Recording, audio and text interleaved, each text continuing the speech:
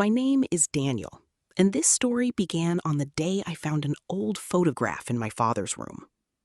I was 17 years old, and at that time, my life was simple.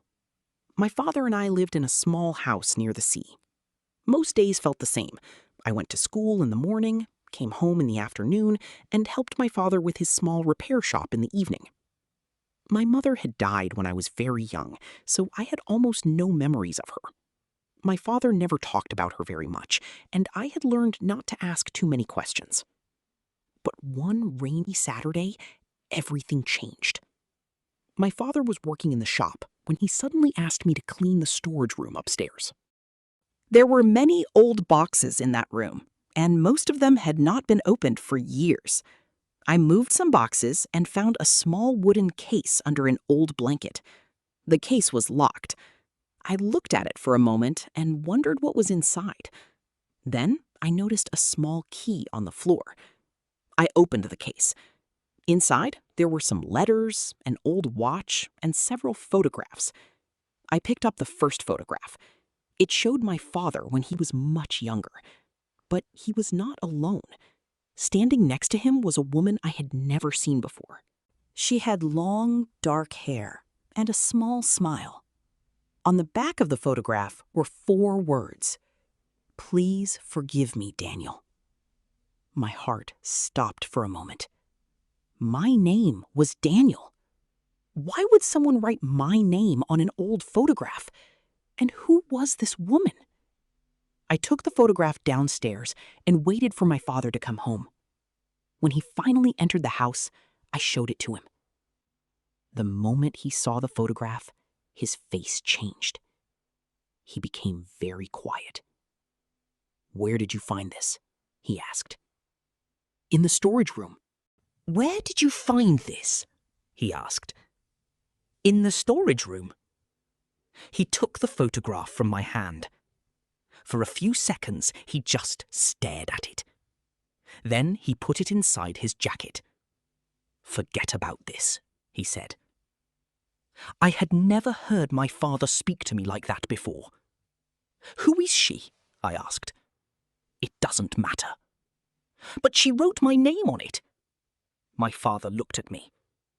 "Daniel, some things are better left in the past." Then he walked into his room and closed the door. That night, I could not sleep. One question kept coming back to me. Why did this woman know my name? The next morning, my father left early for work. I was alone in the house. I knew I should forget the photograph, but I could not. I went back upstairs and opened the wooden case again. Under the photographs, I found an old envelope. My name was written on it. This time, I opened it. Inside was a letter. "Dear Daniel, if you are reading this, then something has happened to me or your father. There is something you need to know." I stopped reading. My hands were shaking. Then I heard a sound downstairs. The front door had opened. My father was home. I quickly put the letter back inside the envelope and hid it under my shirt. I ran downstairs. My father was standing in the hallway. He looked at me carefully. "What are you doing upstairs?" "Cleaning." He stared at me for a long moment. Then he walked past me. But I knew something had changed. He knew I was hiding something, and I knew he was hiding something too. That evening, my father received a phone call. I was sitting in the kitchen when I heard him speaking quietly in the hallway. "No, she must not come here." There was a short silence. Then he said something that made my blood run cold. "Daniel cannot meet her." I stood up slowly. Who was he talking about? The woman in the photograph? Before I could hear more, my father ended the call. The next day, I decided to follow him. I knew it was wrong, but I needed answers. After school, I went to his shop and waited across the street. About an hour later, my father closed the shop and drove away. I followed him on my bicycle. He drove to the other side of town and stopped outside a small hotel. I watched from a distance. My father entered the hotel. 10 minutes later, a woman came out. My heart began beating faster. Even from far away, I knew her. It was the woman from the photograph. She looked older now, but it was definitely her. My father walked toward her. They stood together for a few moments. Then the woman started crying. I wanted to go closer, but suddenly she looked in my direction. I quickly hid behind a car. When I looked again, she was gone. My father returned home later that night. He acted as if nothing had happened, but I could not stay quiet anymore. "Who is she?" I asked. My father stopped walking. "Who?" "The woman from the photograph." His face became pale. "You followed me?" "Yes." He sat down slowly. For a long time, he said nothing. Then he looked at me and said, "Her name is Anna." "Who is she?" My father closed his eyes. "She was your mother's best friend." I felt confused. "Then why did you tell me to forget her?" My father looked at the floor. "Because I was afraid of what you would discover." "Discover what?" He did not answer. Instead, he stood up and walked to his room. But before he closed the door, he said, "Anna is not the person you think she is." Those words made everything worse. For the next few days, I thought about Anna constantly. If she was my mother's best friend, why had my father hidden her from me? Why did she know my name? And why had my father been afraid of me meeting her? Then something unexpected happened. Anna came to our house. I opened the door. She was standing outside, holding a small blue box. "Daniel?" she asked. "Yes." She smiled sadly. "You look just like your mother." I did not know what to say. "Why are you here?" She looked toward my father's room. "Because your father cannot tell you the truth." My heart started beating faster. "What truth?" "Anna gave me the blue box.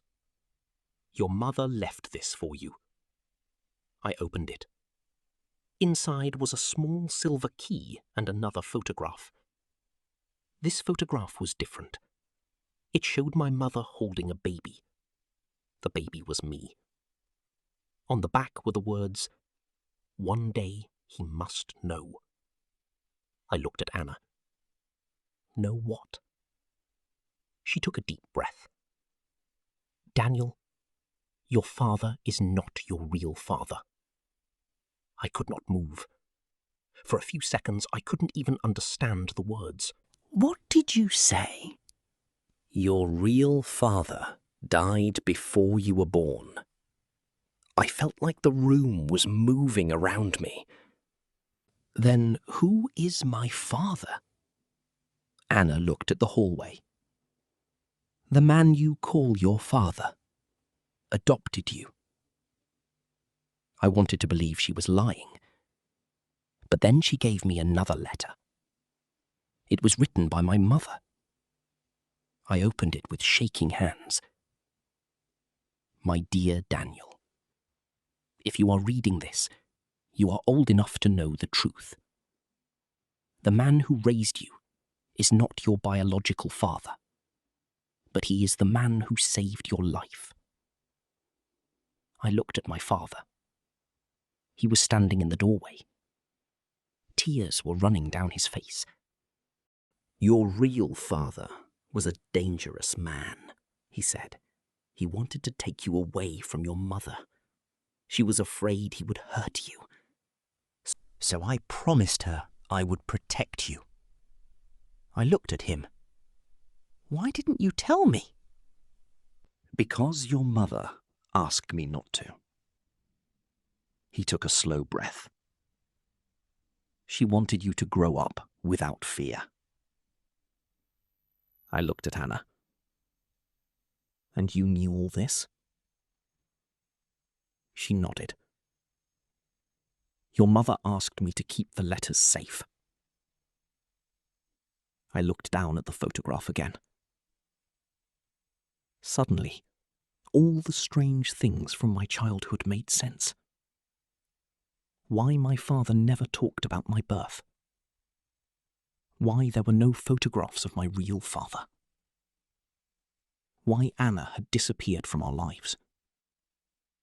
And why my father had always been so protective of me. I had spent days thinking they were hiding something terrible from me. But they had been hiding something because they were trying to protect me. I turned toward my father. "So you knew you weren't my real father?" He nodded. "Yes." "But you raised me anyway." He smiled through his tears. "You were my son from the day I held you." Those words broke something inside me. I started crying. For years, I had believed that being someone's son was about blood. But that day, I understood something different. Family is not always about where you come from. Sometimes family is about who stays, who protects you, who holds your hand when life becomes difficult, and who chooses you, even when they don't have to. I looked at the old photograph one more time. The woman in the picture was no longer a mystery, and neither was my father. I finally understood why he had been afraid of the truth. He was afraid of losing me, and that was the day I learned that sometimes the biggest secret in a family is not a lie. Sometimes it is a sacrifice made by someone who loves you. And sometimes the person you think is hiding the truth from you is the same person who has been protecting you from it your whole life.